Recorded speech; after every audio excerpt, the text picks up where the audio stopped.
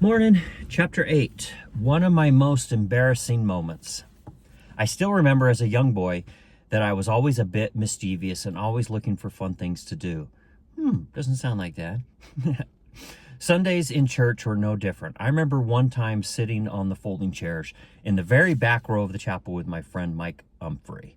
We always had a row of folded down chairs that were set up against the metal folding curtains that separated the recreation room from the chapel. We were deacons, and after finishing passing the sacrament, Mike and I sometimes walked to the back and sat on the row of chairs where we would quietly horse around.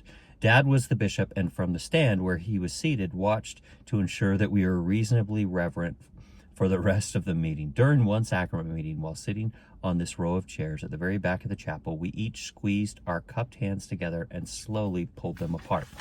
It made a noise like someone had passed a little gas. Embarrassing now to think of myself doing this. After making these noises, we would laugh without making a sound, but so hard that tears would run down our eyes. As we watched some people in the back row of the chapel kind of look around a bit, wondering where the noise was coming from. After about 30 minutes of this, a person who was visiting the ward that day got up from where they were sitting, also on the back row, to take one of his toddlers to the bathroom. He looked at us with a very disgusted look as he walked by. I remember thinking that he obviously was aware of what we were doing. After about 10 minutes, as he returned from the bathroom, he paused right in front of us, leaned over, and in a firm, hushed voice, looking at the two of us, said, "Your ignorance is only exceeded by your ability to make a fool of yourself." He then walked off to where he was sitting with his wife and his children.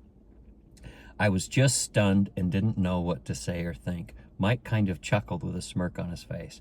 How stupid I felt, but at the same time so impressed with how the person had expressed himself in such a wonderful way, with his words being so exact in message, yet brief and a bit poetic. I have never heard expression like that before in St. Ignatius. I memorized this statement and still use it today, yet only mostly in humorous or fun settings with the family.